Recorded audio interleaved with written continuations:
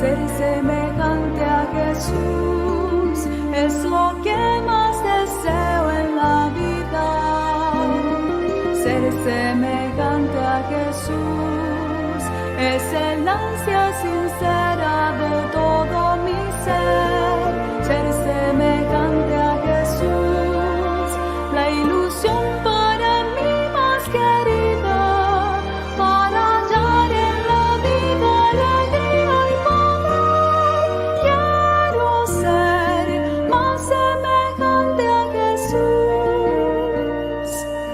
Ser semejante a Jesús es el punto inicial de partida. Ser semejante a Jesús es la ruta segura de mi caminar. Ser semejante a Jesús, el destino final de mi vida, para hallar en la vida alegría y poder. Quiero ser más semejante a Jesús. Ser semejante a Jesús es mi diaria comida y bebida. Ser semejante a Jesús, el modelo perfecto que quiero imitar. Ser semejante a Jesús es el canto que entona mi vida, para hallar en la vida alegría y poder. Quiero ser más semejante a Jesús.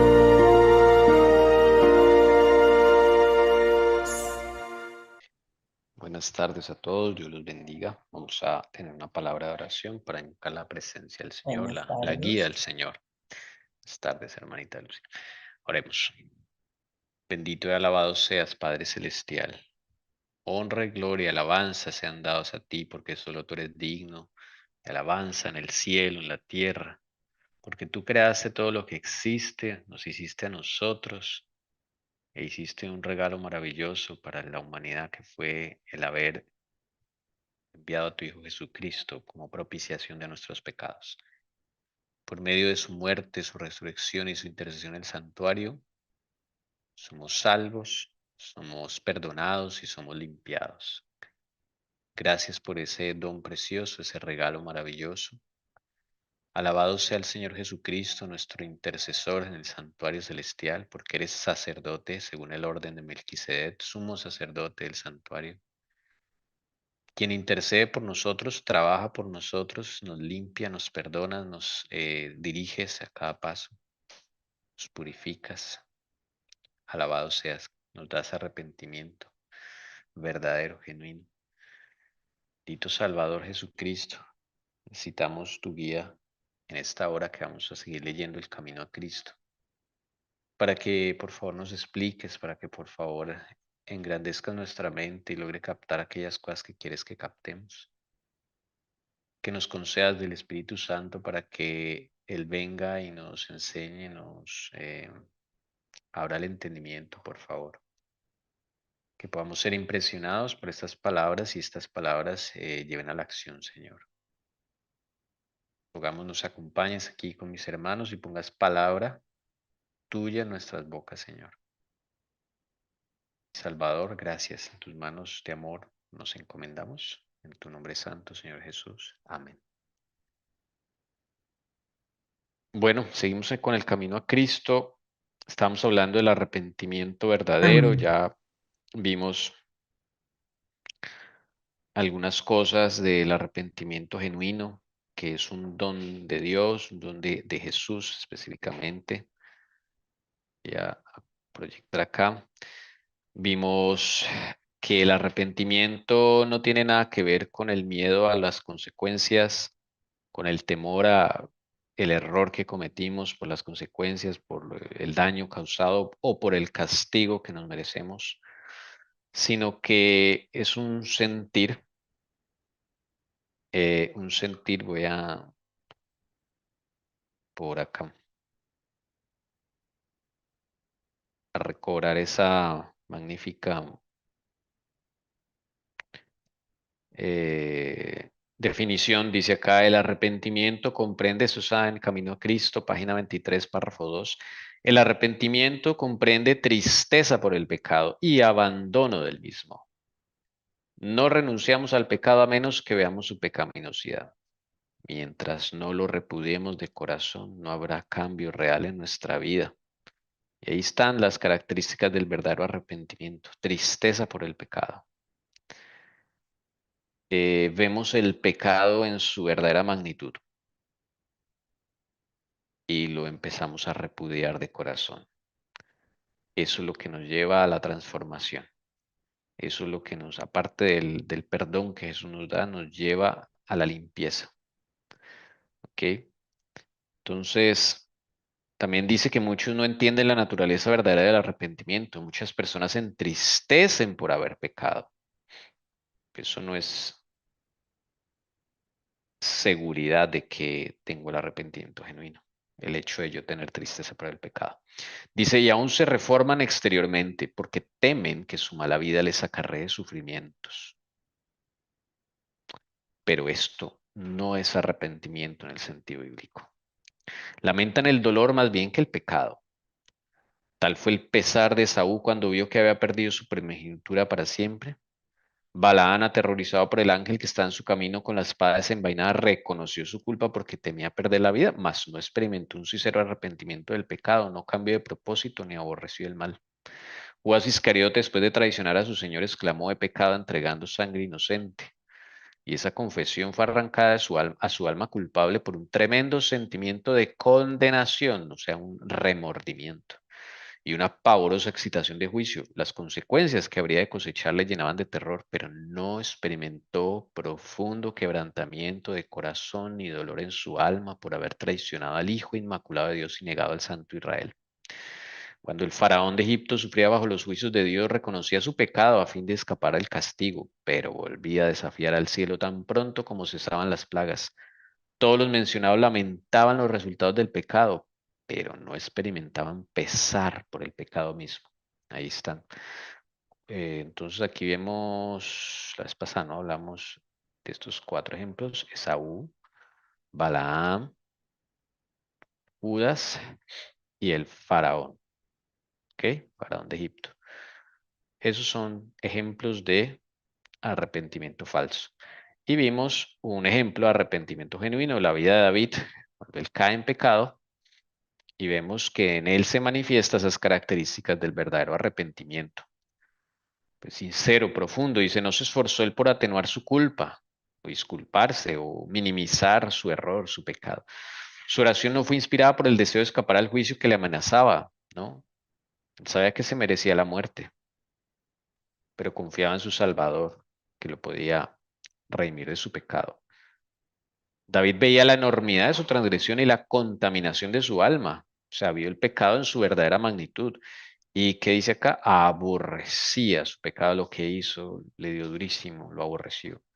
No solo pidió perdón, sino también que su corazón fuese purificado. Anhelaba el gozo de la santidad y ser restituida a la armonía y comunión con Dios.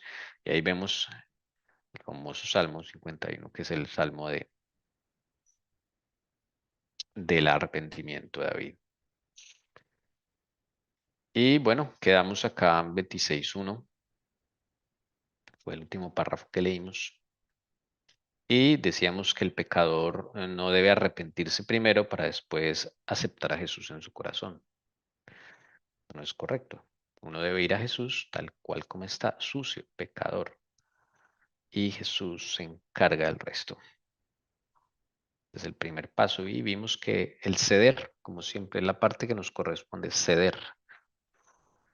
Ceder. ¿Ok? Someterse. Eso es todo lo que debemos hacer. Ceder, someterse, para poder recibir el arrepentimiento genuino. Y vamos a seguir leyendo acá entonces. Él es la fuente de todo buen impulso. Él es el único que puede implantar en el corazón enemistad contra el pecado, todo deseo de verdad y pureza. Toda convicción de nuestra propia pecaminosidad evidencian que su espíritu está obrando en nuestro corazón. Jesús dijo, yo Si fuere levantado en alto de sobre la tierra, a todos los atraeré a mí mismo. Cristo debe ser revelado al pecador como el Salvador que murió por los pecados del mundo. Y mientras contemplamos al Cordero de Dios sobre la cruz del Calvario, el misterio de la redención comienza a revelarse a nuestra mente y la bondad de Dios nos guía al arrepentimiento. Al morir por los pecadores, Cristo manifestó un amor incomprensible y a medida que el pecador lo contempla, este amor enternece el corazón, impresiona la mente e inspira contrición al alma. Bueno, recuerden que podemos participar, preguntar o aportar lo que veamos. Bien, ¿quién es la fuente de todo buen impulso? Jesús, Así es. Si yo tengo un impulso bueno hacia algo, eso me lo dio Jesús. No sale de mí. Nadie es bueno. Eso lo da Jesús. Y se lo puede dar al de la calle, al vecino, al no adventista, al adventista le puede dar esas cosas. El buen impulso. Él es el único que puede implantar en el corazón enemistad contra el pecado. O sea, esa es otra parte. Una cosa es el buen impulso, ¿sí? Eso Dios dio a todo ese buen impulso, podríamos decir. Algún buen impulso, hasta el más malo de todo, yo creo que algún buen impulso ha tenido, ¿sí? Pero ya la enemistad contra el pecado es un implante. Acá dice implantar. ¿Qué es implantar? Cuando es algo que no está. Cuando, por ejemplo, le dicen vamos a implantarle una válvula en el corazón, es porque la válvula que está actualmente no está funcionando bien, entonces toca quitársela y ponerle una nueva. Eso es implantar. O sea, es algo que solo Dios hace de una manera espiritualmente quirúrgica. Entonces, Él implanta algo en la mente para que comience a sentirse enemistad contra el pecado. Sin eso no podríamos sentir desprecio hacia el pecado. No hacia el pecador, ojo con eso, hacia el pecado. Hacia nuestro pecado, no el del vecino, porque eso es fácil odiar el pecado del vecino. Odiar nuestro pecado. ¿Ok? Además, cuando tú deseas la verdad y la pureza, y hay un convencimiento de nuestra propia pecaminosidad, pues eso es una buena noticia porque el Espíritu Santo está obrando en nuestro corazón. Si eso lo estás sintiendo, es porque el Espíritu Santo está obrando en nuestra mente. Amén. ¿Ok? Entonces, hay algo que nos lleva a esto, que nos sensibiliza, y es recordar las escenas del Calvario de Cristo. ¿Ok? El amor incomprensible de Dios al dar a su único hijo por nosotros. Dice acá que es incomprensible, nosotros no llegamos a comprender eso, pero sí podemos contemplarlo, aunque no lo entendamos todo. Contemplar a Jesús en el Calvario, contemplar el plan de redención, contemplar su muerte, su resurrección y su ministerio en el santuario, todo este amor enternece a qué? El corazón. Impresiona la mente, inspira constricción al alma. Esto es lo que nos lleva, o sea, el acercarse a Jesús, el someterse a Jesús, el meditar en estas escenas de Jesús, es lo que nos lleva a poder sentir esa convicción de nuestra pecaminosidad. Qué importante es pasar tiempo meditando en la palabra, en alguna de las cosas que Jesús hizo por su pueblo, por nosotros. Interesante. Bueno, no sé si quieran mencionar algo. Nos seguimos adelante con el otro párrafo.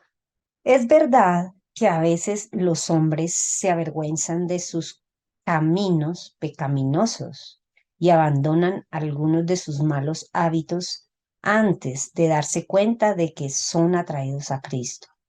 Pero siempre que, animados de un sincero deseo de hacer el bien, hacen un esfuerzo por reformarse, es el poder de Cristo el que los está trayendo. Una influencia de la cual no se dan cuenta, obra sobre su alma. Su conciencia se vivifica y su conducta externa se enmienda. Y cuando Cristo los induce a mirar su cruz y a contemplar a aquel que fue traspasado por sus pecados, el mandamiento se graba en su conciencia, les es revelada la maldad de su vida, el pecado profundamente arraigado en su alma. Comienzan a entender algo de la justicia de Cristo y exclaman: ¿qué es el pecado para que haya exigido tal sacrificio por la redención de su víctima? Fueron necesarios todo este amor, todo este sufrimiento, toda esta humillación para que no pereciéramos, sino que tuviésemos vida eterna. ¿No han conocido ustedes en la familia o amigos o algún caso donde hayan conocido a alguien que no adventista, no cristiano, de pronto alguien temeroso de Dios, que haya tenido una vida difícil, sea una persona difícil y de un momento a otro elige cambiar o reformarse o elige algo diferente para su vida? De pronto le pasa un accidente y a raíz de ese accidente cambia esa persona o le pasa alguna otra cosa y cambia. Y usted dice, uy, ¿qué le pasó a esa persona?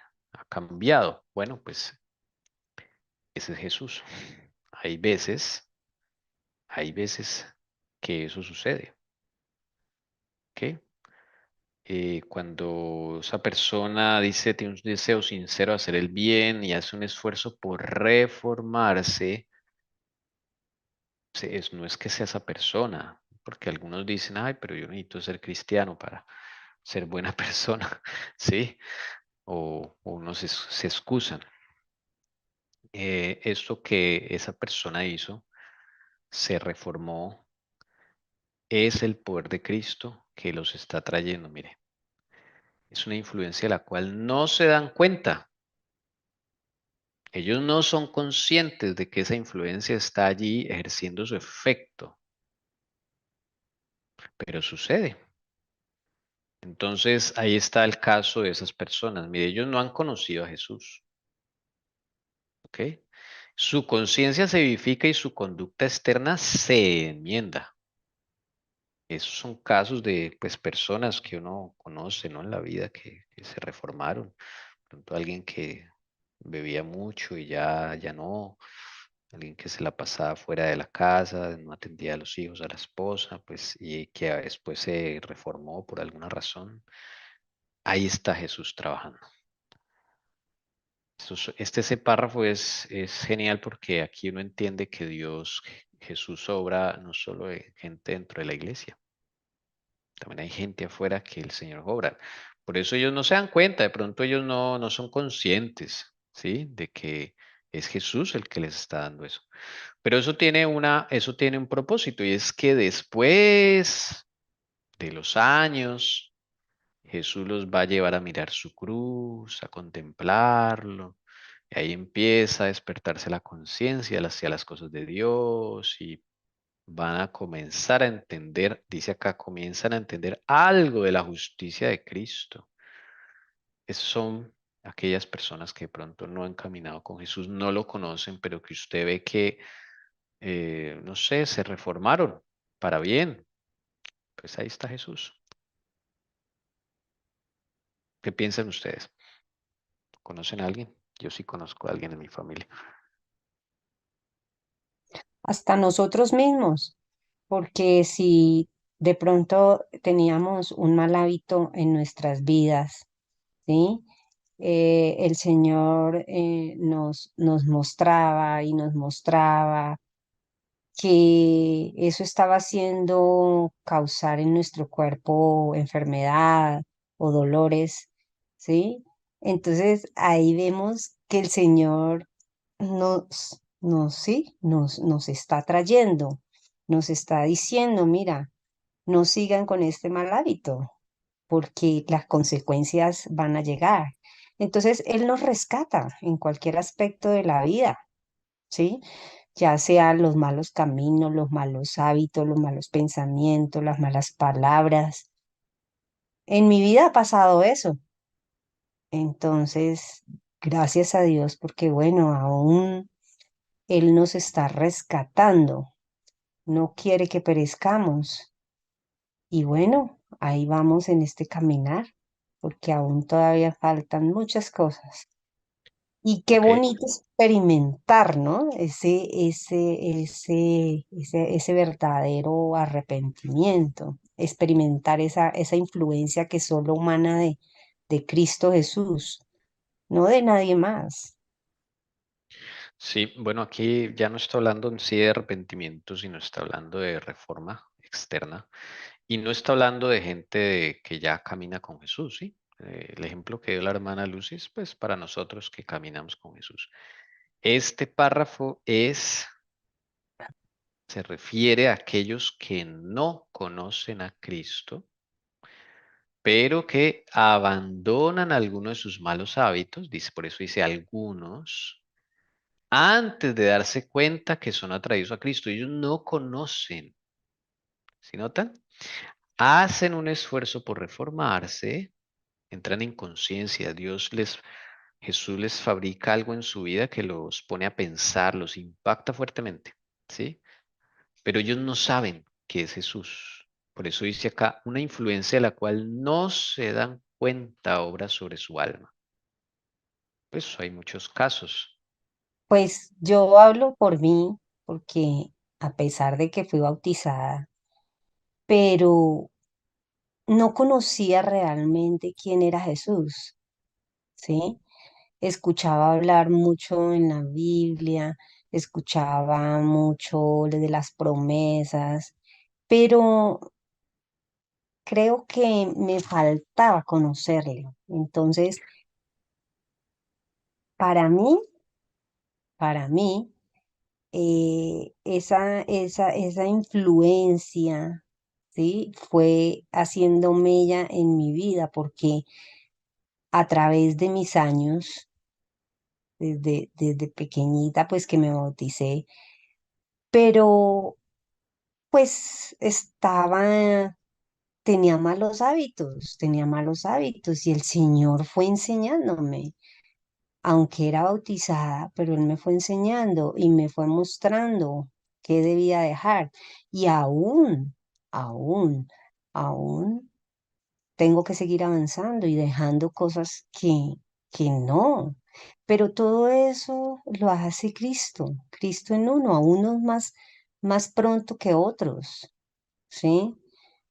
Entonces, eso ha hecho el Señor Jesús en mi vida.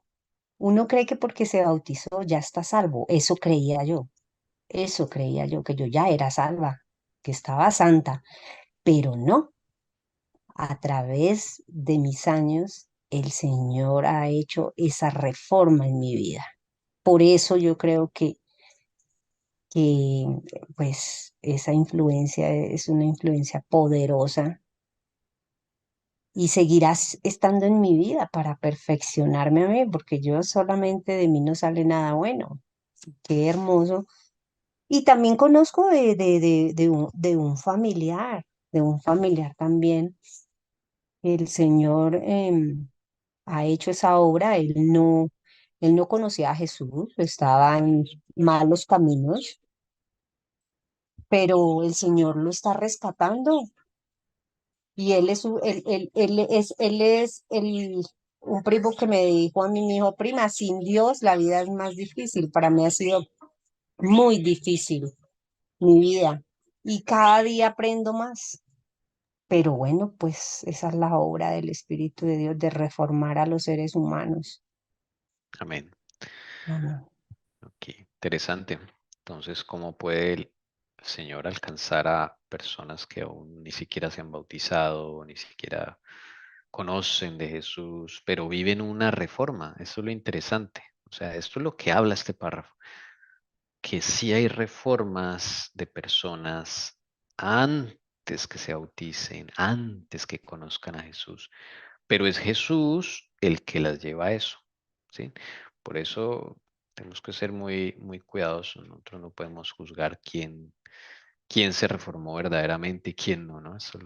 Eso es del Señor. Bien, El pecador puede resistir a este amor, puede rehusar ser atraído a Cristo, pero si no se resiste, será atraído a Jesús. El conocimiento del plan de la salvación le guiará al pie de la cruz, arrepentido de sus pecados, los cuales causaron los sufrimientos del amado Hijo de Dios. Bueno, miren que lo que se le pide al hombre es que no se resista, no es más.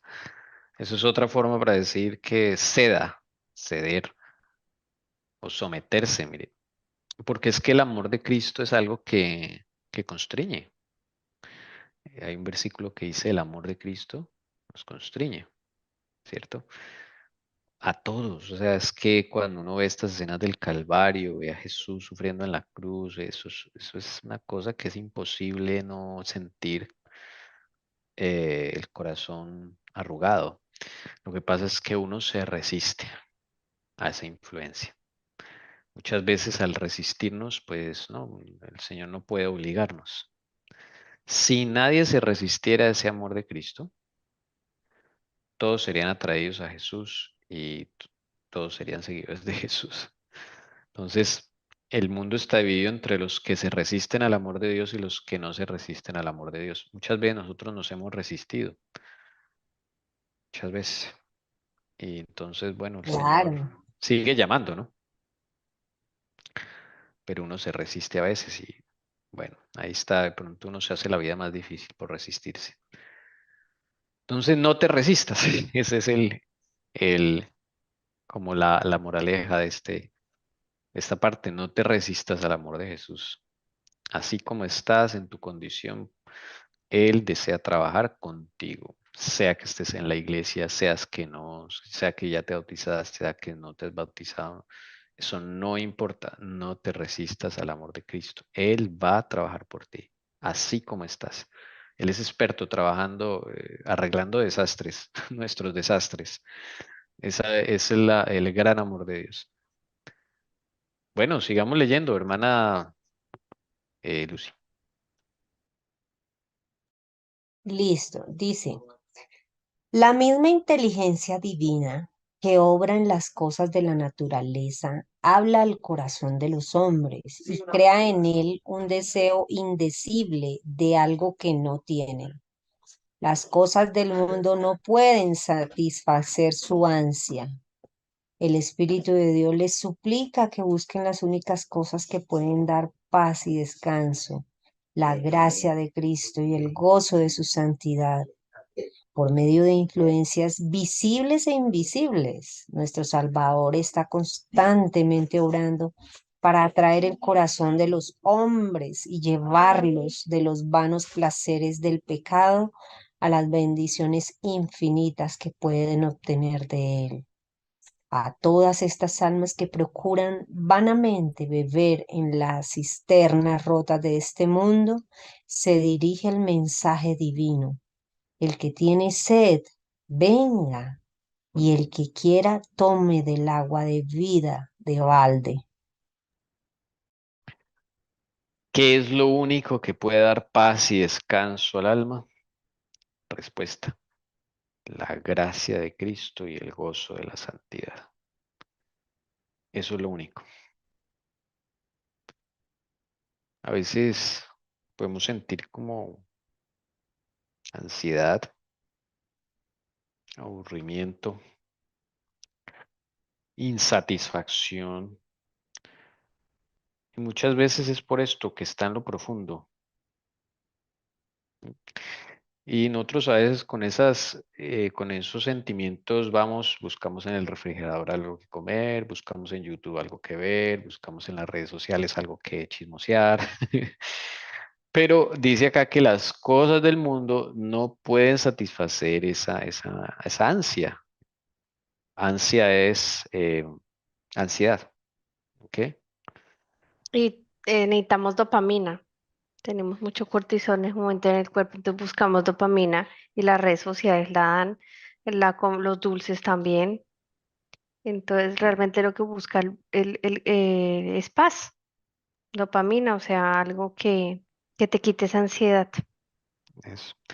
Entonces, ¿qué hay que hacer ahí? Vaya a orar, hay que ir a orar. Vaya a hablar con el Señor. Cierres en el cuarto a orar. Pague el celular o déjelo por ahí, desconéctese. Vaya con Jesús. Vaya, de pronto hay algo que Él le quiere comunicar o Él le quiere enseñar o pronto Él te guía hacia algo de la Biblia o algo o algún video de YouTube, pero pues que sea que sea dirigido por Él, que te llena, que te va a responder algo que no sabías y eso es lo que te va a llenar y ahí se va a ir esa ansiedad. Claro, este mundo es fabricado para producir ansiedad, no solamente nosotros, sino el mundo, ¿no? El hecho de salir a la calle, los trancones, las vallas de publicidad, el gentío, qué sé yo, bueno. Pero pues también está esa inquietud del corazón, porque es que Dios dejó un deseo, dice acá, creó en nosotros un deseo indecible de algo que no tenemos. Mire, o sea, ¿usted se imagina los hombres donde nos sintiéramos satisfechos con lo que somos? Pues nadie sentiría necesidad de un salvador. Es cuando aparece la insatisfacción y ese deseo de tener algo que ni sabemos qué es, que no tenemos, cuando nos ponemos inquietos y son oportunidades de Dios para llamarnos. Ya sea que estemos dentro de la iglesia, como decía la hermana Lucy, yo me bauticé, pero varios años, y yo me identifico también con eso, me bauticé, pero durante más de 20 años yo tenía problemas, sufría estas ansiedades, tenía problemas con el pecado, aún lucho con el pecado, desde luego, no que ya lo haya alcanzado, como decía Pablo, pero es verdad, como la parábola de la moneda perdida.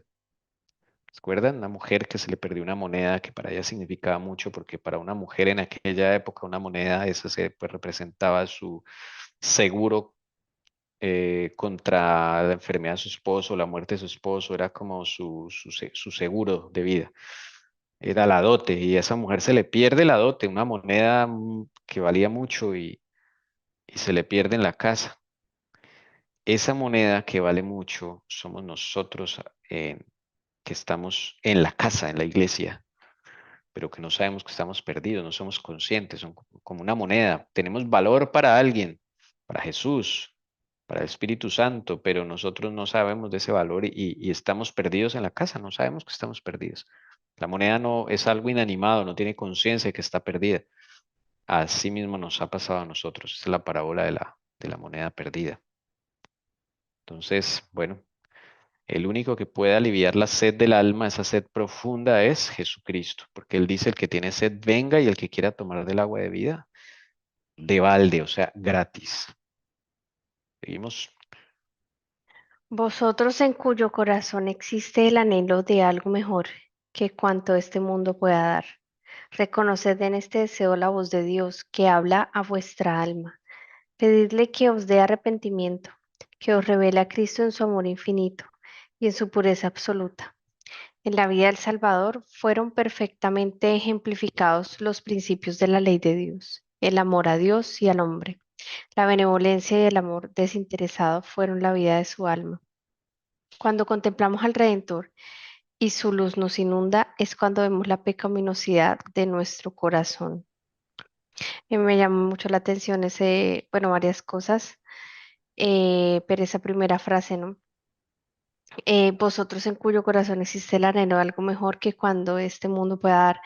Yo creo que casi todos tienen que sentir eso y eso lo pone el Señor, no que como que, uy, no, o sea, lo que este mundo ofrece siempre algo tiene que haber algo mejor. Y por eso a veces las personas buscan algo mejor, ¿no? Por ellas mismas buscan a ver cómo mejorar, pero siempre se dan cuenta que falta algo, que hay injusticia. Entonces es bien curioso eso, ¿no? Que es, ese anhelo también lo pone el Señor. Lo ha puesto Jesús como para que la gente se pregunte y mire al cielo en algún momento, ¿no? Ahí está la diferencia. Sí, Y la última frase también me llama la atención porque al empezar a contemplarlo a Él, pues vamos a dejar de fijarnos en esas partes externas que sabemos que va a ir de mal en peor, porque va a ir así. Y estemos donde estemos, no importa, porque ya no nos va a afectar. hoy leía, no nos va a afectar, estemos viviendo donde estemos viviendo o lo que estemos viviendo, sean las condiciones externas que sean, no importa porque si estamos contemplando al Redentor, Él va a llenarnos de su paz y como dice acá de su luz y vamos a ver también pues nuestra condición, ¿no? Estamos ocupados como en otra cosa. O sea, la contemplación del Redentor es lo que hace que veamos la pecaminosidad de nuestro corazón. Importante es esto. Miren, a veces nosotros, pues, o sea, nosotros no pedimos mucho, muy seguido esto, o a veces ni lo pedimos. Mire lo que podemos pedir. Señor, denos arrepentimiento. Es algo que debemos orar. Danos arrepentimiento. Recuerden que eso lo da Jesús. Miren, podemos pedir, Señor, revélanos a Cristo en su amor infinito. Podemos decirle, Padre, revélanos a tu Hijo en su amor infinito y en su pureza absoluta. Muéstranos a tu Hijo. Muéstranos más aspectos de la vida de tu Hijo. Y esas oraciones se contestan. Y al pedirle esto, que nos revele a su Hijo Jesucristo, vamos a ver más luz y vamos a ver la pecaminosidad de nuestro corazón y eso nos va a dar arrepentimiento. O sea, una cosa lleva a la otra, ¿sí? Es una cadena. Nosotros a veces no hacemos esta oración. Señor, revélanos tu amor infinito, tu pureza absoluta. Creo que nosotros siempre nos quedamos en las mismas oraciones y pedimos cosas para nosotros, o sea, cosas temporales.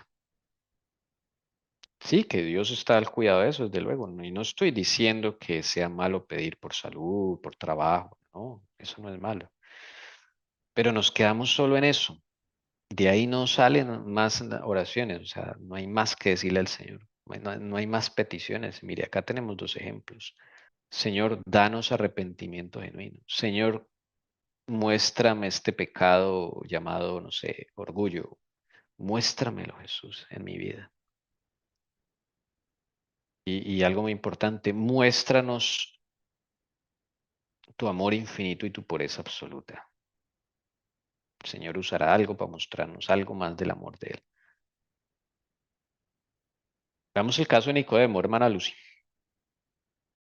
Dice, como Nicodemos, como Nicodemo podemos lisonjearnos de que nuestra vida ha sido íntegra, de que nuestro carácter moral es correcto y pensar que no necesitamos humillar nuestro corazón delante de Dios como el pecador común. Pero cuando la luz de Cristo resplandezca en nuestra alma, veremos cuán impuros somos. Discerniremos el egoísmo de nuestros motivos y la enemistad contra Dios que han manchado todos los actos de nuestra vida. Entonces conoceremos que nuestra propia justicia es en verdad como trapos de inmundicia y que solamente la sangre de Cristo puede limpiarnos de la contaminación del pecado y renovar nuestro corazón a la semejanza del Señor. Amén. Amén. Eso le pasó a Nicodemo y Nicodemo es el caso de muchos de los que hemos estado en la iglesia muchos años, pero que no hemos visto la pecaminosidad de nuestro corazón. Nicodemo se lisonjeaba. ¿Qué es lisonjearse? Ufanarse. Podríamos decir, Darse. jactarse es otro sinónimo. Jactarnos que somos íntegros. De pronto no lo decimos a viva voz ni se lo decimos a nadie, ¿no? Eso es algo que está en nuestra mente. Voy para la iglesia todos los sábados. O a los que nos toca un servicio en la iglesia. Nos ha tocado, ¿no? En el pasado. Algún servicio, me toca hacer eso, me toca hacer aquello, me estoy cumpliendo. Esas voces allá, esas voces son satánicas. Esto todo lo que le ayuda a uno a sentirse cómodo y a sentirse que uno es íntegro, uy, eso es del enemigo, eso no es de Dios. Sobre todo dice acá de que nuestro carácter moral es correcto. A Nicodemo le pasaba eso. Él era moralmente correcto ante la sociedad, era un maestro, miembro Sanedrín de Jerusalén, la más alta autoridad religiosa de la nación, tipo de prestigio, tenía dinero y él fue a visitar a Jesús porque Jesús le puso una inquietud en el corazón. Eso que estábamos hablando antes, eso de que me falta algo, una ansiedad le puso. Y para que los demás no se enteraran que él iba a ver a Jesús, pues, se fue de noche. ¿Ven? Porque él se creía pues moralmente correcto y dijo, y no, Jesús tiene mala reputación con los del Sanedrín, yo no voy a levantar sospechas y por eso se va de noche.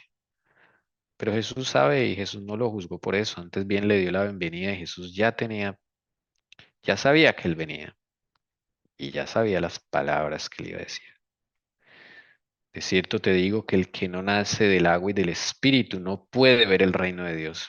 Con esa frase lo desarmó.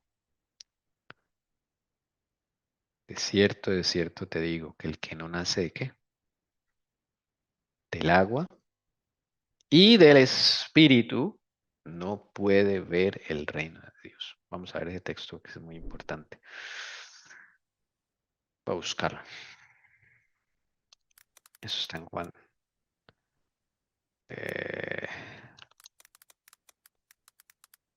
Agua y espíritu. Juan 3:5. Sí.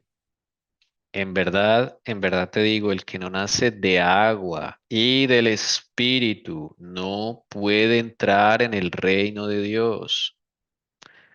Qué importante es esto. Que uno debe experimentar dos nacimientos, dos bautismos, el del agua y el del espíritu, para poder entrar en el reino de Dios. ¿Se notan? Muchos nacimos del agua. Algunos no han nacido ni del agua. Bueno, eso es otro caso, ¿no? Pero en este caso hay unos que estamos en el pueblo de Dios, en la iglesia, y solamente hemos nacido del agua. Eso no nos da el pase para entrar en el reino de Dios. Mire, más claro puede ser. Yo necesito un bautismo adicional y es el del Espíritu Santo. Sin ese no, sin esos dos no puedo entrar en el reino de Dios. Del agua y del Espíritu, en ese orden. Porque cuando uno se entrega a Jesús por primera vez, uno conoce algo de Jesús y le entrega su vida a Él, uno nace del agua, uno es sepultado. El bautismo es un sepulcro. Es un sepulcro. El que queda ya es una persona y el que sale del agua es otra persona. Pero esa persona no se puede quedar ahí. Y esa es la trampa del enemigo. Una de las tantas. Hacernos pensar que porque nacimos ya del agua ya no hay nada que hacer. Y muchas veces pensamos que ya nacimos del Espíritu. No hemos nacido del Espíritu. Nacer del Espíritu es una transformación total del carácter del corazón, de la mente del ser humano. Y eso era lo que le faltaba a Nicodemo. ¿Notan? Entonces, vamos a buscar el nuevo nacimiento del Espíritu, que es el que nos falta. Sigamos trabajando por ello. Sigamos. Un rayo de la gloria de Dios, una vislumbre de la pureza de Cristo que penetra en el alma, hace dolorosamente visible toda mancha de pecado y descubre la deformidad y los defectos del carácter humano. Hace patente los deseos profanos, la incredulidad del corazón y la impureza de los labios.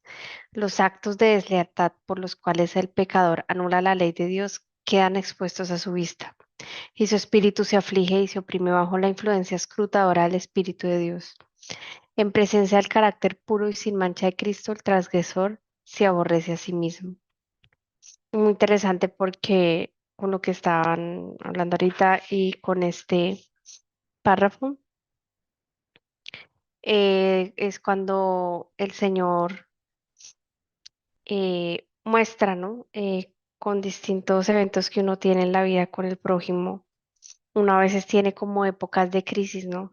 Y todo el tiempo hay impureza de labios. Bueno, en mi caso, ¿no? Todo el tiempo hay un pocotón de murmuración o cosas que uno lucha, sobre todo la forma de hablar de uno, ¿no? Entonces uno siente como ese aborrecimiento, uno le da rabia porque es todo el tiempo y uno lo ve y, y uno siente mucha vergüenza, pero es más como que es muy importante verlo, ¿no? Porque es que antes es como que el Señor le dice a uno, antes eras así, no te das cuenta y no lo veías y ni siquiera sentías rabia. Y eso es una obra que hace Él, ¿no? Que nos demos cuenta cada vez que lo hagamos y clamemos a Él. Y yo por lo menos hace poco lo llegué a decir con muchas cosas que pasaron. Haz algo, por favor, estoy cansada de esto, ¿sí? Uno se cansa de uno mismo porque eso cansa. El verlo tan seguido cansa y uno dice, uy, antes no, de verdad, qué días por algo, eso fue literal y espiritual. Me pasó que recordaba en la palabra del Señor que decía, te vomitaré de mi boca y uno dice, pues con razón nos vomitarás porque es que así no se puede, así uno no puede ir al cielo, uno en estas condiciones no puede. Entonces, el trabajo del Señor es maravilloso porque te muestra y para que tú mismo le pidas a Él, por favor, que haga algo, porque uno no puede hacer nada. Uno piensa de pronto a veces que sí, pero no, uno no puede hacer nada. Uno no puede intentar ser bueno o corregir algo que incluso ya sabes que existe y hacerte el que no lo haces o tratar, intentar, porque es algo que también pone Dios en ti y eso lo pone Dios en ti, pero Él igual es el que hace algo, porque uno no puede intentar, por ejemplo, no sé, la chocolatina, te dijo el Señor que es malo para ti, que pronto, sobre todo para ti, no para otros. Entonces tú de pronto ya lo entiendes a cabalidad, pero si lo intentas dejar, de nada sirve porque es que eso también lo hace él. Y eso mismo con malas palabras que digamos, o las rabias, o el no saber hablar, o la murmuración, o cualquier tipo de pecado, pasa lo mismo. Podemos entender y ya estar en un nivel en que el Señor nos dice y nos muestra ese pecado, pero ya el clamar y el que él haga algo es diferente, ¿no? Es otro momento de la vida que el Señor ya hace algo, porque el proceso no es mostrarte y quitártelo, no, porque no valoraríamos, ¿no? No valoraríamos y no entenderíamos la obra que hace el Señor Jesús. Imaginémonos que estamos en nuestro cuarto, que en nuestro cuarto hay un espejo, no sé si en su cuarto hay un espejo, pero imagínense que hay un espejo. Cierre en su mente, cierre bien las ventanas de su cuarto. Si tiene cortinas, ciérrela, lo que sea, trate de que no entre luz. Apague la luz del cuarto, de su cuarto. Cierre la puerta, todo, que sea lo más oscuro posible. Y diríjase al espejo que está ahí en ese cuarto. Es fácil verse los defectos que tiene usted en el rostro cuando no hay luz. No, Es difícil, ¿no? Es fácil peinarse cuando está uno sin luz, el espejo, y por más que tenga una buena peinilla y todo, no es fácil. ¿Qué se necesita? Luz. Pero usted aún sin luz, ahí en su cuarto, usted puede ir a buscar la cama, ¿cierto? Y acostarse. Usted puede ir a la mesa de noche y de pronto agarrar algo que usted sabe que está ahí. Usted puede hacerlo aunque no haya luz. ¿Por qué lo podemos hacer si no hay luz? ¿Por qué podemos ir a la cama? ¿Por qué sabemos dónde están ciertas cosas? Inclusive nos podemos mover de a pocos, pero nos movemos. ¿Por qué? Si no hay luz. porque ya lo hacemos como mecánicamente, ¿no? Eso, muy bien, claro, ya sabemos mecánicamente dónde está mi cama, dónde está mi nochero, dónde están ciertas cosas. me puedo mover y aún puedo hasta no tropezarme, siento por ahí la cama, yo ya sé dónde está todo, ¿cierto? Mecánicamente, dijo la hermana Lucy. Así sucede cuando estamos en tinieblas espirituales. No podemos ver los defectos que hay en el carácter. No los podemos ver. Y podemos hacer cosas, aún en tinieblas espirituales, hacemos cosas en la iglesia, en el ministerio, podemos leer la Biblia. ¿Por qué? Porque las hacemos mecánicamente. Ya sabemos cómo se hacen, ya sabemos la estructura, dónde es que se hacen, pero estamos en tinieblas. Esa es una ilustración para que veamos cómo en la parte física, ¿sí? Podemos hacer ciertas cosas porque ya sabemos dónde están, aunque haya oscuridad. Y en la parte espiritual podemos estar acostumbrados a hacer cosas, aunque hayan tinieblas, pero eso no podemos ver lo más importante, los defectos del carácter. Así como yo puedo prender la luz y ¡boom! Me veo ahora sí el rostro y me veo que estoy despeinado y ahí sí me veo todos los defectos en mi rostro, en mi cara, en mi cuerpo. Asimismo, cuando se prende la luz espiritual, la luz del espíritu, empiezo a ver mi pecaminosidad. ¿Cuál es esa luz? Acá la voy a subrayar. La pureza de Cristo. Eso, algo de la pureza de Cristo que penetra el alma, es como si uno prendiera la luz. Eso es lo que descubre la deformidad, los defectos de carácter humano. Mira, acá lo hice. Se ven los deseos profanos, la incredulidad del corazón, la impureza de los labios, altos de deslealtad, etcétera, etcétera. Interesante. Entre más cerca esté Cristo de tu vida, más defectos te vas a ver. No te angusties. Es normal. Entre más cerca estés de Cristo, más defectos te vas a ver. Y eso se va limpiando poco a poco. De pronto el bautismo del agua es una cosa que ocurre en un instante. Te metieron al bautisterio, te levantaron y ya quedaste bautizado y ya naciste del agua. Pero el nacimiento del Espíritu no es así. Ese es un parto doloroso. Es un parto total. No es como el nacimiento del agua de un momento a otro. Vamos a leer aquí el profeta Daniel, hermana Lucy. Dice, cuando el profeta Daniel contempló la gloria que rodeaba al mensajero celestial que se le había enviado, se sintió abrumado por su propia debilidad e imperfección. Describiendo el efecto de la maravillosa escena, relató: no quedó en mi esfuerzo y mi lozanía se me demudó en palidez de muerte, y no retuve fuerza alguna.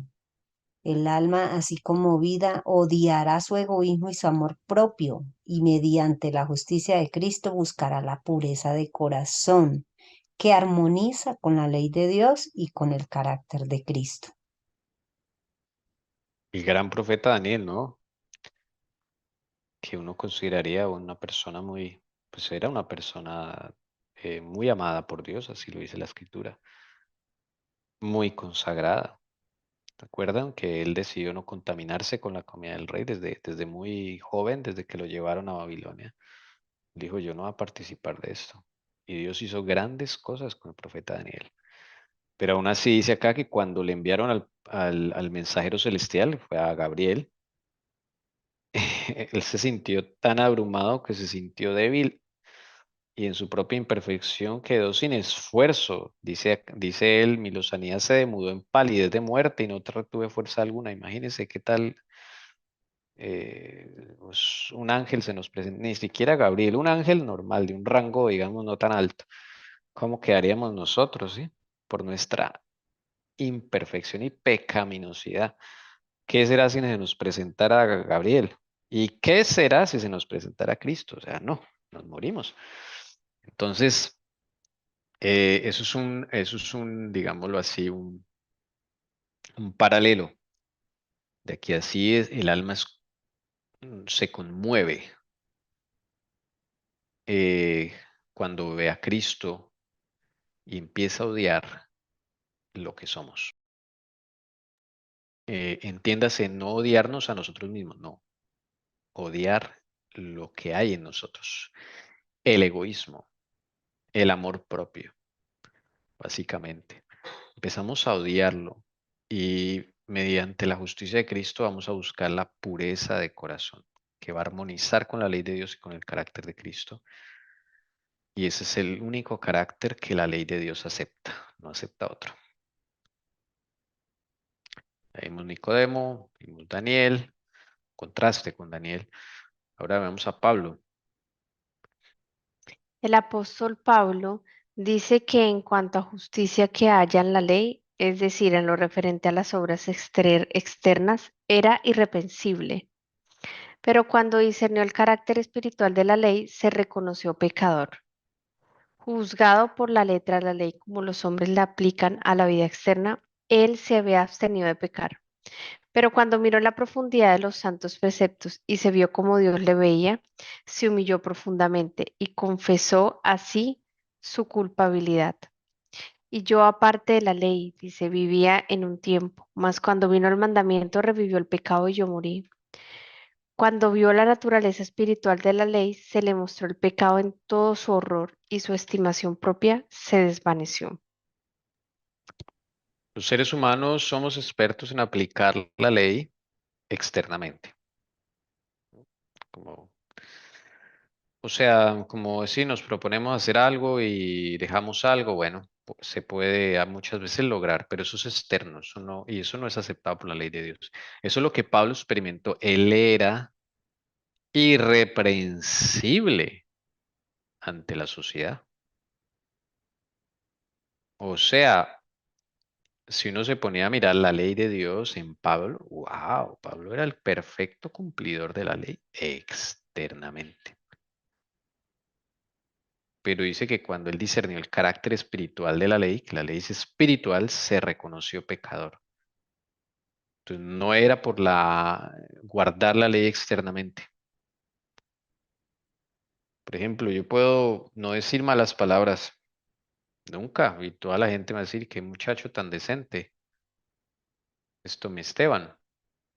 Y en la casa mi esposa no puede escuchar ni una grosería mía, nada, ni un madrazo, como dicen en Colombia, ni uno.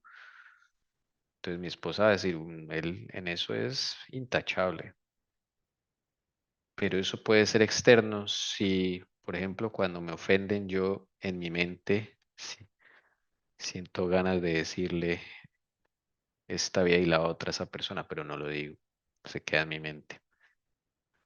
Eso quiere decir que yo no he sido reformado, que yo cumplo la ley externamente. Y así, sucesivamente. O sea, Pablo entendió eso, que la ley es espiritual, que el único carácter que acepta la ley es el carácter de Cristo. La ley no acepta otra norma más baja que eso. Entonces, por eso dice que se humilló profundamente y confesó así su culpabilidad. Mira, y yo aparte de la ley vivía en un tiempo, mas cuando vino el mandamiento revivió el pecado y yo morí. O sea, cuando él entendió lo que la ley pide, dice, yo morí. Vi que todo lo que yo cumplía era pura apariencia personal, pura apariencia. Ante los demás era perfecto cumplidor, pero ante Dios era total deformidad. Entonces ya su estimación propia se desvaneció, pero eso lo llevó a reconocer que solo en Cristo era posible.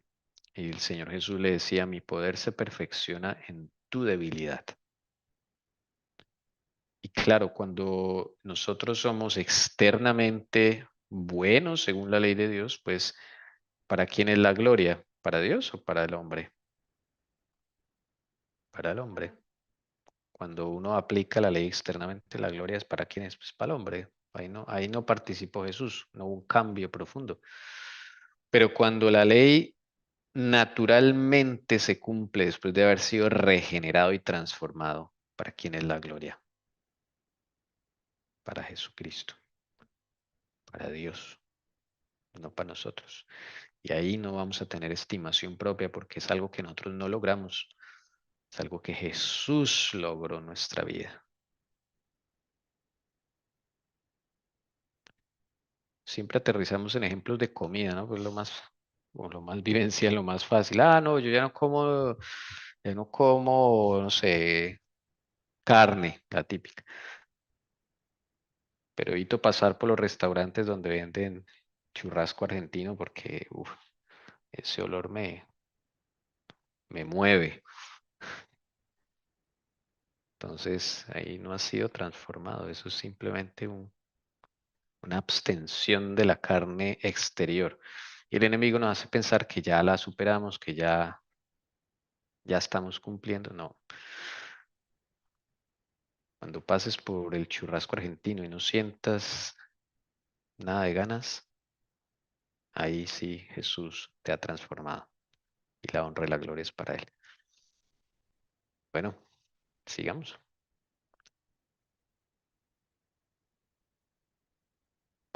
¿Quién sigue? Hermana Lucy, creo. Sí.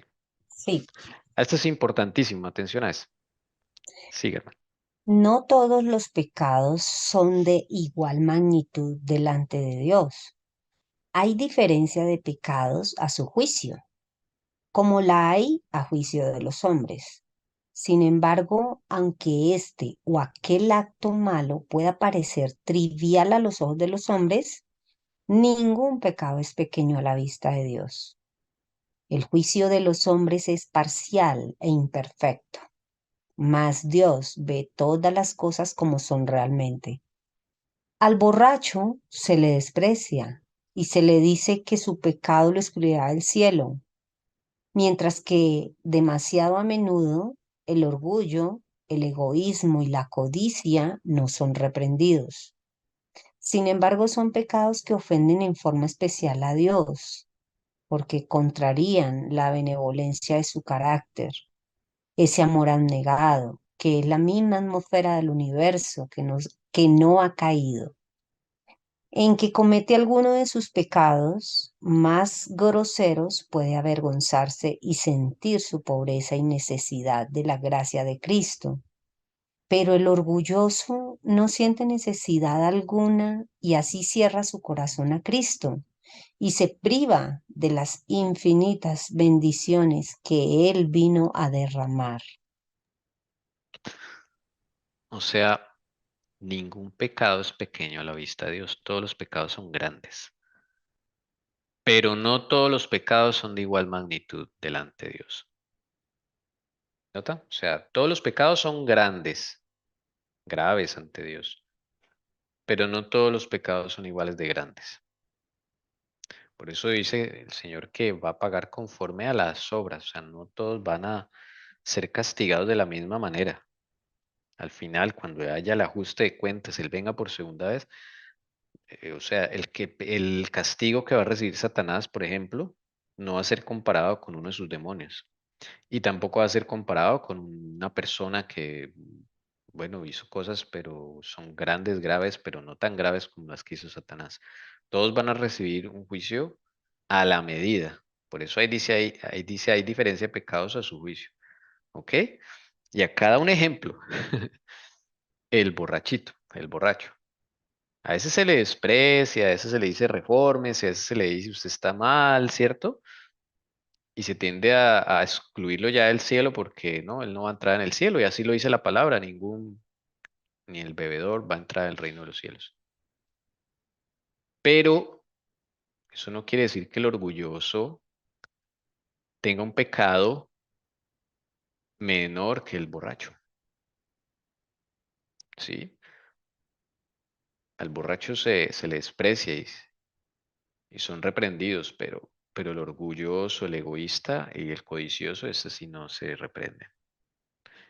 Y para Dios son más graves que el borracho. ¿Cómo es una persona orgullosa, Tommy? Uy, el orgullo es muy amplio, Bíblicamente, ¿no? Bíblicamente. muy amplio el orgullo. Podríamos hacer toda una semana de estudio del orgullo. El orgullo se muestra en muchas formas. O sea, no, El orgullo se puede mostrar siendo jactancioso, ¿cierto? Ah, yo diría que pues el ser jactancioso es una forma de exteriorizar el orgullo que hay en uno. Pero hay muchas formas de orgullo. El entonces solo una de hecho las de, formas podría ser, digamos, el que se está jactando, ¿cierto? Ay, tengo 5 carros, tengo 3 casas. ¿Puede ser ese un ejemplo? es el clásico, sí, el clásico ejemplo de poner su confianza en la fuerza propia.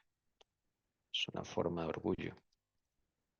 Pero el solo Ya. hecho por ejemplo, de echarle la culpa a alguien, ¿no? Desde pequeñitos nosotros siempre nos vio la mamá haciendo algo y nosotros, ay, fue él. Eso, eso es orgullo, porque uno no está reconociendo lo que hizo. Eso es orgullo, cuando uno reconoce las cosas, sino que se excusa, las minimiza o se esconde o la disculpa, eso es orgullo también. Hay, por eso el orgullo es muy, muy amplio, porque el orgullo Claro, es el pecado número uno, el que desterró a Satanás del cielo. me vino a la mente el orgullo entre esposos, ¿no? Cuando uno, digamos, difiere en cierta cosa y uno no le voy a volver a hablar, claro. Eso, Ajá, eso entonces es el ahí orgullo. está el orgullo, sí. Uy, sí, tiene Sí, muchas extensiones, ¿cierto? O sea, claro, mucho. es que ese es un pecado raíz, o sea, ese es la mamá de muchos pecados, muchos males, es lo que excluyó a Satanás del cielo. Por ejemplo, el Sí, sentir que uno tiene derecho a, eso es orgullo. Es que yo también tengo derecho, eso es típico, es orgullo.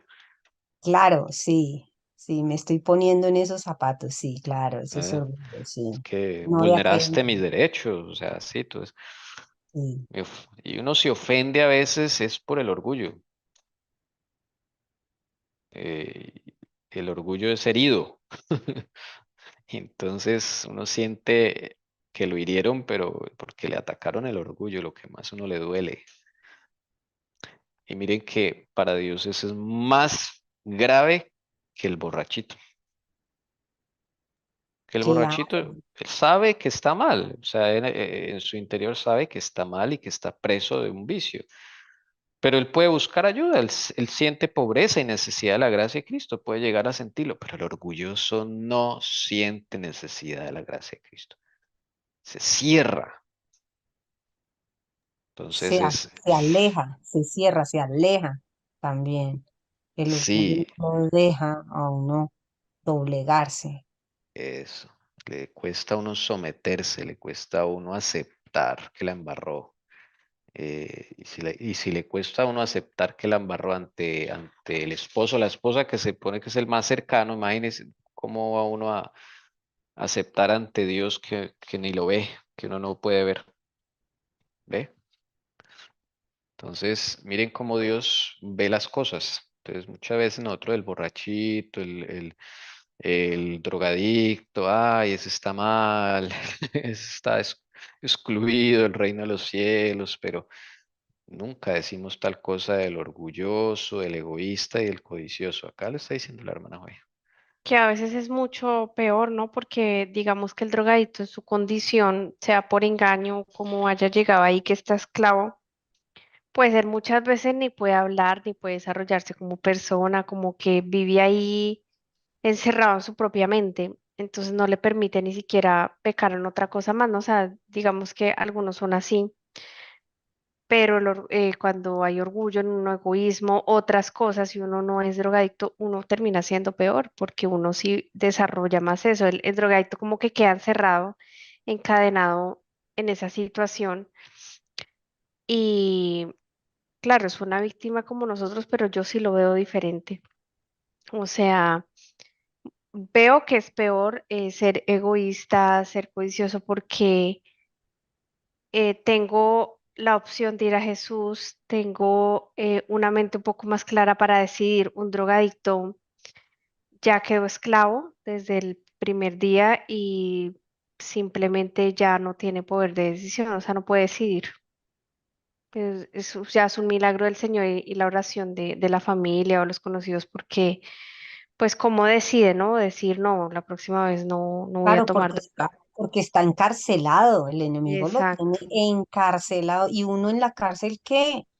No puede, exacto, ¿cómo se sale? Solamente el poder de Cristo lo puede liberar.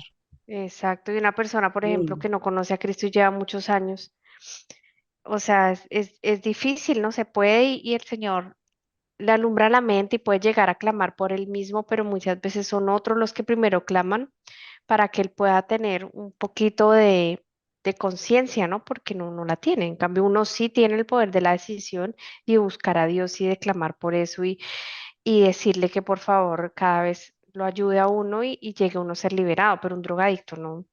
Yo lo veo diferente, ¿no?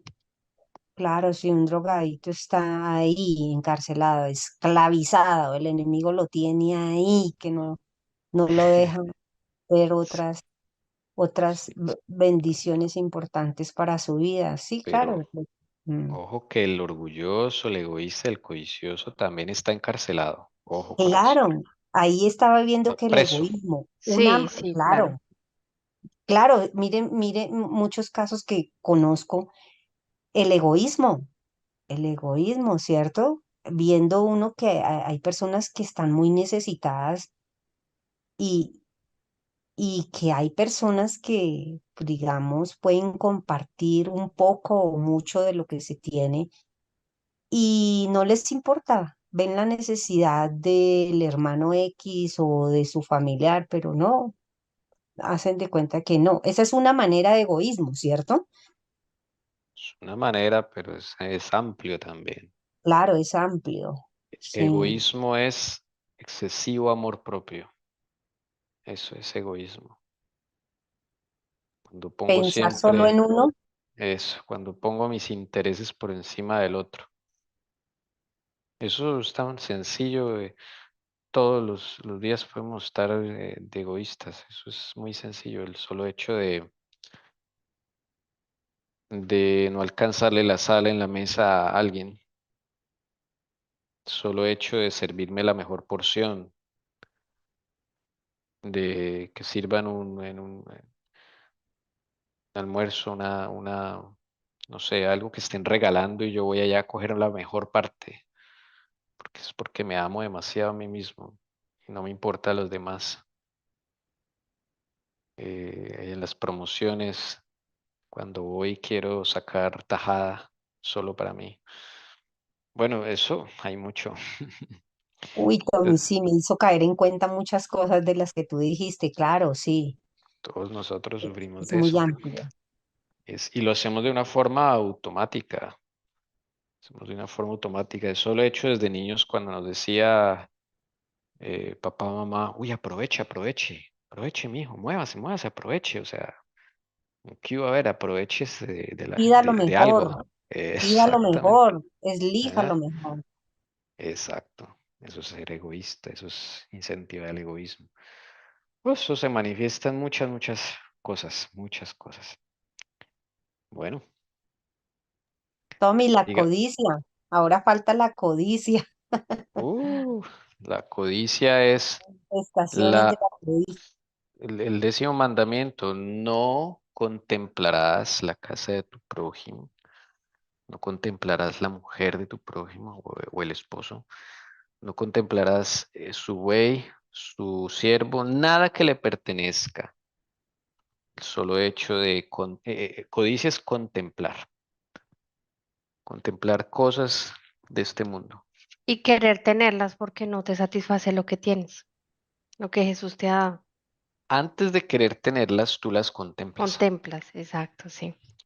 El solo hecho de pasar por una vitrina y empezar a echar globos con algo que me gustó, eso es codicia, es contemplar. Pero es que yo creo que no voy a hablar si que es que hay una codicia buena, no. Hay un punto donde tú puedes querer algo porque te gusta y le puedes pedir al Señor, pero hay un punto que pasa a ya contemplarla, porque digamos que no está mal pasar por una vitrina, no necesitar unos zapatos y te gustaron y pedírselos al Señor y el Señor te los autoriza.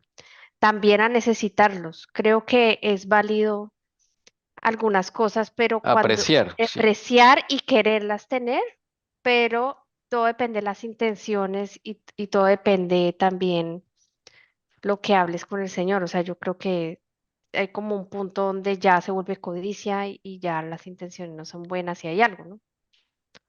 No, y que el Eso. Señor es explícito, no codiciarás la casa de tu prójimo, la mujer de tu prójimo, Nada. ni su asno, ni su buey, ni su siervo, ¿sí? Y de resto se desprenderá lo otro. Es que todo empieza en la mente, el pecado, todo es pecado, ¿no? Pero la codicia especialmente empieza cuando yo empiezo a contemplar algo. Y el Señor nos dice que solo debemos contemplar a Jesús y su creación, ¿ok? Entonces, contemplar es quedarse meditando sobre algo.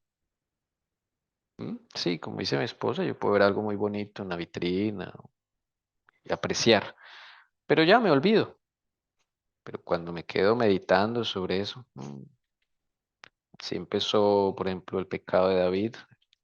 Él empezó a contemplar una mujer que no era la suya y ahí cayó, porque él no debía contemplar la mujer de su prójimo, Urias. O sea, él debió apartarse, pero se quedó contemplándola. Y así a veces nos quedamos contemplando algo en YouTube, nos quedamos contemplando algo en las redes sociales, nos quedamos contemplando los comentarios que unos familiares hacen de otros, nos quedamos contemplando las injusticias que hay en las redes sociales, nos quedamos contemplando las difamaciones contra otras personas, ¿no tan? Nos quedamos contemplando los errores de los demás. Uf, es muy amplio. Esos tres pecados, por eso la hermana White, estos son los tres más graves, porque ofenden en forma especial a Dios, acá lo dice. Contrarían la benevolencia de su carácter, que es el amor abnegado. O sea, es la atmósfera del universo que no ha caído, la atmósfera que se respira en el reino de Dios, en los planetas que no han caído. O sea, esos son pecados los más duros. Y todos los tenemos, de una u otra forma. O sea, ahí hay que escudriñarse porque nada de esto puede entrar en el reino de los cielos. ¿Ven? Y yo creo que solo Jesús mira las intenciones del corazón y sabe cuando atravesamos como ese punto, ¿no? Donde ya no está Él con nosotros manejando un tema, manejando una situación, sino ya es el enemigo, ya, o es nuestro yo, que es donde está esos pecados, ¿no? El orgullo, el egoísmo, la codicia, donde ya se va Cristo de tu lado. Mientras esté a tu lado, yo creo que no hay problema. El problema es cuando ya Cristo no está a tu lado y ya estás haciéndolo sin Él, sin su guía y sin su voluntad, ¿no? Porque cuando contemplamos y cuando hay orgullo, egoísmo y codicia y cuando lo llevamos a cabo, lo hacemos, nosotros somos los que tomamos la decisión, no le pedimos a Dios una señal, no le pedimos a Dios en oración, no, vamos a tomarlo, lo que sea que tomamos como David lo tomó, sin consultar a Dios. Entonces yo creo que el problema es hacerlo sin Jesús, porque hasta el punto donde lo hagamos con Jesús, yo creo que no hay ningún problema porque Él nunca nos va a llevar a algo que no es correcto, que no es para nosotros. Muchos pecados comienzan en la mente y el pecado comienza con la codicia, muchas veces. Eh, y a veces no se puede manifestar como acto pecaminoso. Por ejemplo, imagínense que David sale allá a ver a la mujer de Urías, a Betsabé bañándose. Y digamos, solo imagínense, eso es algo que no ocurrió, pero es para imaginarse que eso ocurre en nuestra sociedad, nosotros los hombres, o ustedes las mujeres también. Y ven así a una mujer, y la contemplaron, pero ya no la buscaron, ni le hablaron, ni fue más allá. Pero ya en tu mente pecaste. Porque el Señor dice, el que codicia a una mujer, o sea, el que la contempla en su corazón, ya cometió adulterio con ella en su corazón, dice el Señor. Entonces muchas veces esos pecados quedan en la mente y uno se olvida de ellos y uno no los confesó al Señor, no le comentó ese problema al Señor, solo por el hecho de que no se manifestó en un acto pecaminoso. ¿Notan? Por eso la codicia es tan tremenda, porque la codicia se puede quedar solo en la mente. Y yo estar pecando en la mente y no me doy cuenta porque pienso que como no hago el acto pecaminoso, se queda en la mente. O codicio otras cosas, ¿no? Sinceramente, mujeres, hombres, lo que sea. Se queda ahí y entonces, claro, es un engaño porque yo no he trabajado con el Señor eso y resulta que estoy pecando en la mente por la codicia. Es que sí, yo creo que, bueno, cada uno lo vivimos en nuestra esfera, pero por ejemplo, tú pones el ejemplo de David, ¿no? Y ese sirve para otros ejemplos. Eh, pues en lo que está en el espíritu profecía y lo que hemos aprendido aquí, el problema es que David no tenía por qué estar ahí, ¿no?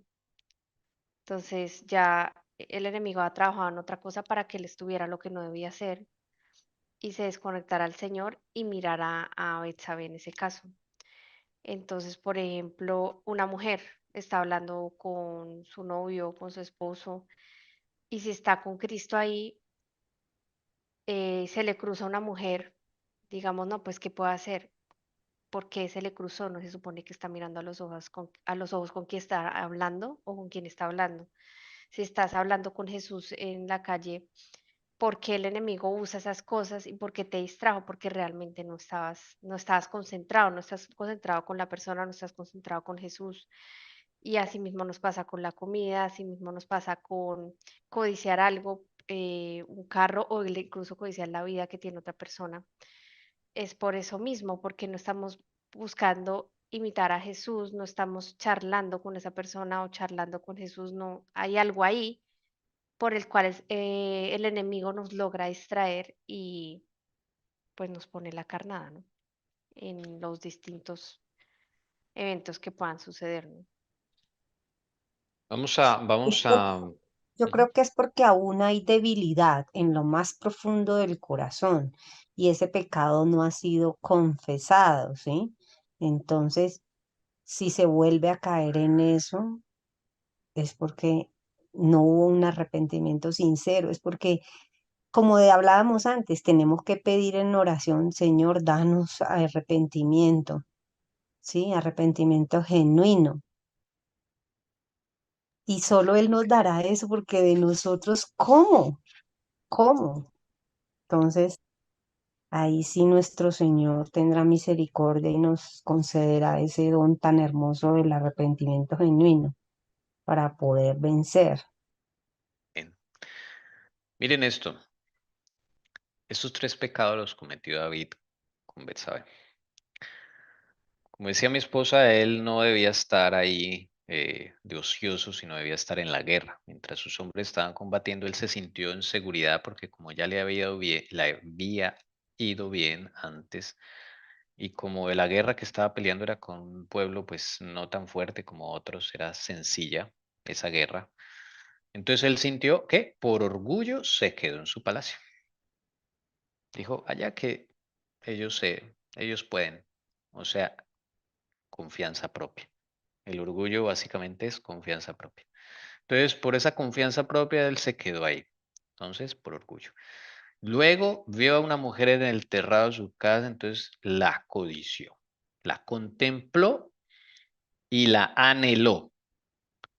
Y él dio a luz el pecado, o sea, el pecado ya lo había cometido ahí, pero ahora él hace el acto pecaminoso y manda a llamarla, sí, se acuesta con ella y luego manda a matar a Urias para quedarse con ella, egoísmo. Por eso el Señor dice, yo te di esposas, te di concubinas, no te basta con eso que quieres la de tu prójimo. Y Urias tenía su única esposa.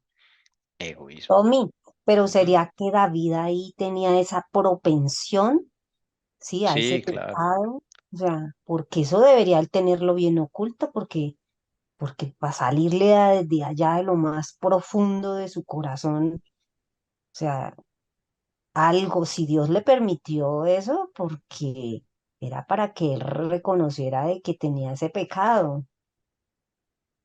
Ese es el problema. Lo que pasa es que nosotros no trabajamos las propensiones y tenemos que trabajar con Jesús para conocernos cuáles son nuestras debilidades. Porque calladamente Satanás trabaja para esto. O sea, ahí hubo también la mano del enemigo, no fue solo David. Porque el enemigo conocía el lazo que le tendió a David con las mujeres. Entonces tendió la trampa y manejó, él creó en él orgullo, satisfacción de que le estaba yendo bien, lo llevó a codiciar a la mujer de su prójimo y pues con el egoísmo del propio del ser humano se quería arrebatar esa mujer que no le pertenecía. Entonces, noten, él va trabajando, ¿sí? Entonces debemos conocernos muy bien con el Señor Jesús, pero es que debemos trabajar permanentemente con Él, en conocernos, en ver nuestras debilidades, contemplando a Cristo. Eso solo se logra así. Entonces, qué importante es eso. Quiero, si me permiten, que me acordé que algo muy importante dijo el hermano Ariel esta mañana que tiene que ver con esto. Y algo también habíamos nombrado aquí, cuando hay insatisfacción, no te satisface lo que Dios te da. En ese caso, aunque no era lícito y correcto, claro, David tenía muchas mujeres, ¿no? Miren, Urias solo tenía una, entonces él no se ha dado cuenta de eso.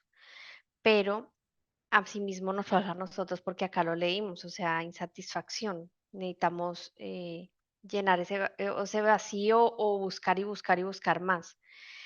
Pero eso me hizo recordar con algo que tú dijiste ahorita, esposo Tommy, tú dijiste algo como que eh, se sintió David y nos sentimos nosotros también como que todo está yendo bien, ¿no? Y hay una guerra. Entonces, en cada uno de nosotros debemos meditar, y yo lo estoy meditando para mí y se los comparto. Hay una guerra, y Jesús lo ha dicho. Hay una guerra y Satanás tiene planes para ti, pero la idea es que no se cumplan los de él, sino los de Dios. Pero y el Señor lo dice con antemano que para que ores y ayunes. Y esto me hizo recordar a lo que dijo hoy el hermano Ariel, que a mí me quedó sonando muchísimo, yo lo anoté. ¿Qué fue lo que hizo Jesús? Ayuno, oración y vigilia. Y se supone que cuando tú vas a entrar a guerra, cuando el enemigo tiene un plan para ti, él te lo dice desde antes y te dice ayuna y ora, solo de esta forma vas a subsistir. ¿Por qué? No es porque él no tenga poder para hacerlo sin tu ayuno y su tu oración. Lo que pasa es que él hasta el mismo, si Jesús mismo, que fue el que nos creó, lo hizo cuando estuvo acá en la tierra como más nosotros. Es porque hay un enemigo. Entonces, él decía, ayuno, oración y vigilia fue lo que hizo Jesús antes, ¿por qué? Antes de su crucifixión, porque le esperaba la cruz. Entonces yo lo cambiaba y meditaba, porque nos espera la tormenta o un plan que tiene el enemigo. Por más chiquito, por más grande que sea, Jesús nos dio ese ejemplo, ¿no? Entonces, cuando nos sentimos como bien, no nos damos cuenta que todavía seguimos en esa guerra hasta que el Señor nos diga, listo, ya pasamos la prueba, listo, ya pasó, ya esos planes, porque no van a ser eternos, ¿no? Uno con esa angustia o con un ayuno, oración, pues para toda la vida, no, seguimos con otra, ¿no? Pero cuando él no ha pasado la guerra, en el caso de David, es que no había pasado la guerra, se seguía en guerra. Y uno a veces no piensa que se sigue en guerra y que no se ha cerrado un ciclo, que no se han cerrado ciertas cosas, y hasta que no sea eso, tenemos que hacer lo que Jesús nos espera, una cruz, nos esperan pruebas, tenemos que estar atentos y el problema es que como humanos se nos olvida, nos sentimos, nos aflojamos, sí, somos flojitos, entonces pensamos que ya y no nos acordamos que estamos en guerra, se nos olvida. Sí, es una guerra espiritual en la que estamos. Bueno, yo creo que podemos dejar ahí. Meditemos en esos eh, pecados eh, tan complicados porque no se ven. Al borracho se le ve, al drogadicto se le ve, a la prostituta se le ve y son cierta forma conscientes, pero el orgulloso, el egoísta y el codicioso son cosas que nacen en la mente y puede uno estar preso de ellas en la mente. Y para Dios son más grandes estos pecados que el borracho, es lo que está diciendo este párrafo. Aunque todos los pecados son grandes, no todos son de igual magnitud. Y acá la hermana juez está nombrando tal vez los tres más grandes para Dios. Son estos. Y los que acarrean consecuencias más desastrosas, miren al mismo Lucifer, a Satanás, o sea, las consecuencias por estos tres pecados. Y van a ver que esos tres pecados están en todo, en todo. Usted ve a Adán y Eva, ahí están esos tres. Acab, ahí está. Cualquiera que usted vea en la Biblia que pecó, mire que ahí va a estar o orgullo, o egoísmo, o codicia, o una mezcla de dos o tres de esos. Siempre es lo mismo y nosotros caemos muchas veces por estos, alguno de estos tres. Es como la raíz de los pecados más grandes que los que debemos enfocarnos. ¿Mm? De ahí parten muchas de las conductas que nosotros tenemos, de nuestro lenguaje hacia el prójimo, de nuestro lenguaje a nuestro semejante, parten de esos tres pecados que tenemos arraigados, muy arraigados en el corazón por tener la mente de Satanás, la mente del yo. Bien, no sé si alguien tenga algo más que preguntar, hablar, aportar. Sinónimos de codicia, entonces, según el hebreo, ¿no? Según la Biblia, es contemplar, anhelar, desear o suspirar por algo que no nos pertenece. La codicia. De ahí usted puede echar con esos pensamientos acerca de su conducta, cada uno se revisa y ahí va a encontrar muchos ejemplos de estos tres en la vida diaria, cotidiana, que a veces ni nos damos cuenta.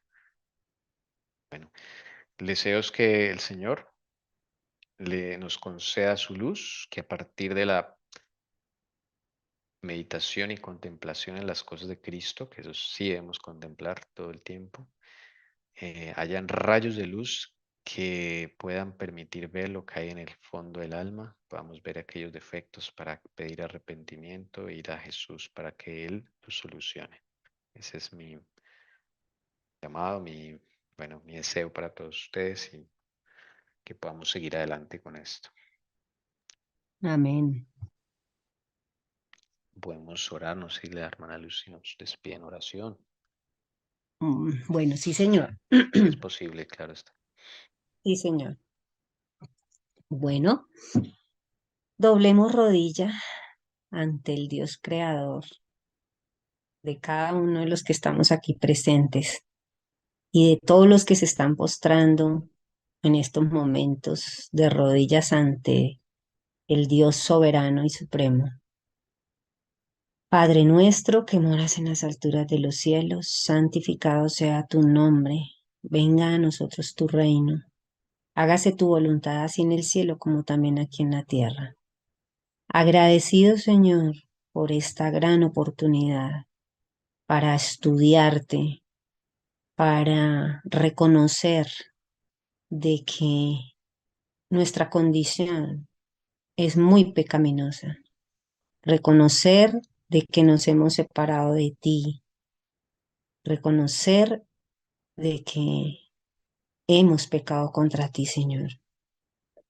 Pero gracias a Jesucristo, tu unigénito Hijo, que decidió morir en la cruz de Calvario, dar su vida por cada uno de nosotros. Gracias, Señor, por este plan tan maravilloso. Perdona y borra todos nuestros pecados, Señor, de los que estamos aquí presentes, como también de nuestra familia. Perdónanos, Señor, no nos dejes perecer. Gracias por revelarnos el pecado del orgullo, el pecado del egoísmo y el pecado de la codicia. Oh Señor, te ruego nos laves, nos limpies, nos purifiques y que cada día, Señor, en el nombre de Jesucristo, nos reveles los pecados que estamos contemplando, los pecados que estamos practicando en todos los aspectos de nuestra vida. Danos de tu poder, Señor Jesús, te necesitamos. Danos de tu poder para vencerlos, Y permítenos, danos, Señor, ese arrepentimiento. Permítenos, revélanos, Señor, esa pureza de Cristo. Revélanos la santidad de Cristo para que nosotros, Señor, lleguemos a odiar el pecado así como tú lo odias y podamos, Señor, amar al pecador en toda su esencia, Señor, conforme a tu voluntad, no conforme nosotros queramos, sino conforme a tu voluntad. Gracias, Señor. Gracias, Señor, porque cada día nos lavas con tu sangre preciosa y nos limpias de toda esta inmundicia que hay en cada uno de nuestras vidas. Sálvanos, Señor. Despierta nuestras conciencias muertas, desparaliza los sentidos y revélanos a cada uno los pecados que aún, Señor, estamos acariciando, los pecados que están allá, escondidos, así como el orgullo, así como el egoísmo, así como la codicia. Lávanos cada día, límpianos, purifícanos y santifícanos en esta verdad, la verdad, Señor, de tus 10 mandamientos, tu justicia, Señor, por la cual vamos a ser juzgados todos los seres humanos en el mundo entero. Afiánzanos, Señor, en estos 10 mandamientos y que cada día podamos ser luz para otros. No nos dejes caer en tentación, Señor, mas líbranos de todo mal y peligro. Te invitamos para que en esta nueva semana que empezamos, Señor, nos concedas de tu Espíritu Santo, para que Él guíe nuestro paso, para que Él nos guíe nuestro hablar, en nuestro reír, en nuestro vivir, seamos transformados para la honra y la gloria tuya. En el nombre de Jesucristo te lo pedimos, hágase conforme a tu voluntad. Amén.